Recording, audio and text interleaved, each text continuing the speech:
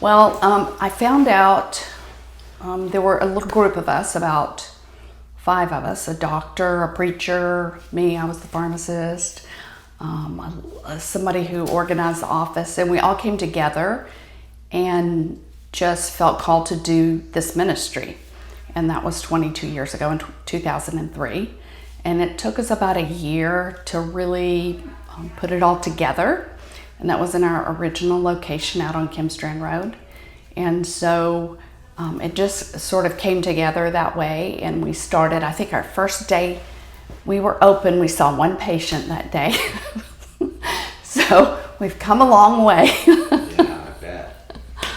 Well, there has to be a reason that you stuck around. And I'm sure you have 1,000 stories. But I would like for you to share at least one with an experience that you have had that solidified the fact that you know you did the right thing by coming here. Let's start with that. Okay. Well, there's a lot of stories, Sure, of course. And really, I don't know if it's any one story, but just the people we were helping. And I'm a little lost as far as just one particular story. Okay. But very much just people needing what we did, and it just really changing their life. I can remember one story about a patient who, he was kind of a young guy, and he ended up having some medical problems, lost his job. And then we were able to see him. We found out he was diabetic, and that's why he couldn't do his work.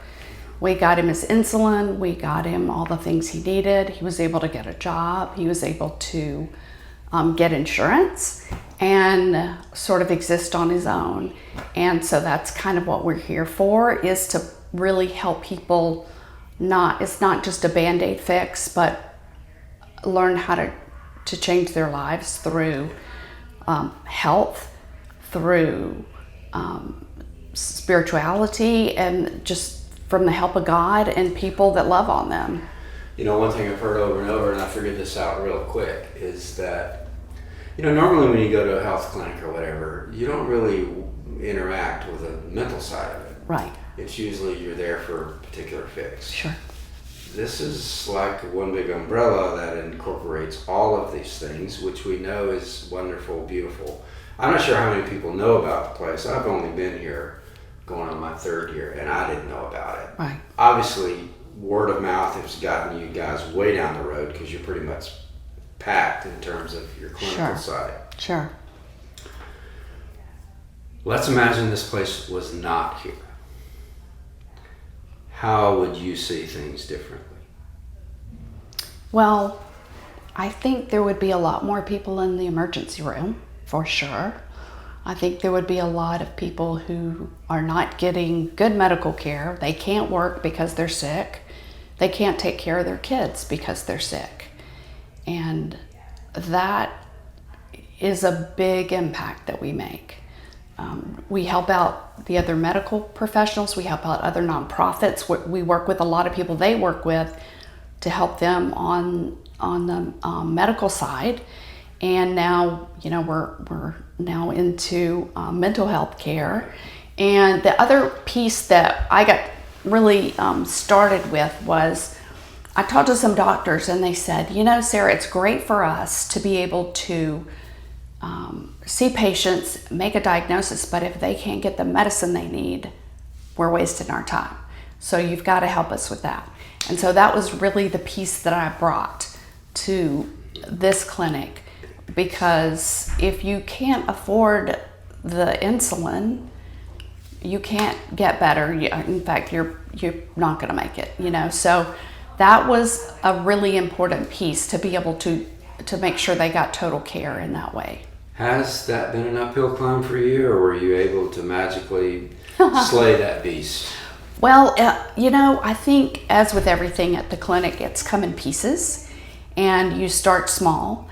And we had doctors bringing samples in and things like that. Yeah, and then, I mean, that was the very beginning, because there was not really any avenue for us to get free medications, but now there are. and we work with pharmaceutical companies, and we work with organizations like Direct Relief that help provide medications for us. So it's a whole different ball game that it was 22 years ago when we started, when we were like scrounging samples from doctors' offices to give to people.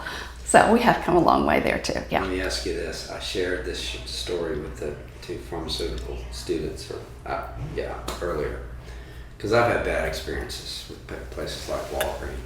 Let me sum it up like this. How do you maintain, because the pharmacy is sometimes just so chaotic, and they're so backlogged, and there's lines of patients waiting. Obviously, that's going to wear a person down. Mm-hmm. What I'm looking for you to tell me is, how do you, doing what you do and encouraging others within the pharmacy, to never lose sight of why you're there? Tell me how do you do it? Well, I think our pharmacy is unique here. It's very different than, say, a retail pharmacy, because we work very closely with the doctors. We're working together to solve problems, and we also have a lot of contact with patients. So it's a unique experience that the average person would not get by going to their pharmacy, because we're really, really all working as a team to solve problems, make sure patients understand their medicine, they understand how to dose it. It's a lot better than just someone showing up at a pharmacy. And a lot of our patients have not had good medical care for years and years, and they don't really understand like what's involved with that. Like, if you're diagnosed with diabetes, what's involved with that? Well, you've got to test. You've got to learn all that piece of thing. You have to learn how to eat. You have to learn, I mean, it's a whole body thing, and a lot of people come into that. And I think that's why we're very close to the patients, and we're very close to each other here. And so I think it just makes it so unique, and makes you feel great about what you're doing every day when you're working here. Could you ever see yourself working in a retail? Oh, I've worked it. I've worked it all. I've worked retail, I've worked at a hospital, I've worked for a pharmaceutical manufacturing company. So I've done a lot of different things in my career. I've done this for the last 22 years, and it's a very unique experience for sure. This is your preference? Absolutely. And I don't just do pharmacy here. I've been the executive director on and off for about 4 times now. I mean, when you start a clinic, you just do what you have to do, right? Yeah. And people come and go, and things change. I had to get our 501c3. I had to write the articles of incorporation, the bylaws, and get our board members together. I mean, who knew I would have to do that? So obviously my pharmacy training did not cover all that stuff. But you just learn, and you adapt, and you grow, and you do what has to be done, and you just know the Lord's behind it, because there's no way you could possibly do it. I mean, I could not have possibly done any of that stuff by myself. I had people that helped me, and just the grace of God. And now you have the knowledge of how it all works. Right. Which gives you an even greater experience. Sure. Because you know how to, not sidestep, but you know how to get around some of these things. Right. You know, one thing else I've discovered is that there's this donut, this void. Because a lot of times you think of a clinic as, okay, it's poor people, and I hate that term, but you know what I mean. But in actuality, there's people that have worked all their lives and got up to that 60-year-old border, something happened, something changed, and they're in this void. Right. It's before Medicaid, Medicare. Sure. They can't afford private health insurance. Yeah. You're filling this gap. Sure. Speak about that, just why that's so critical. Well, there are several gaps that are critical. That's definitely one of them.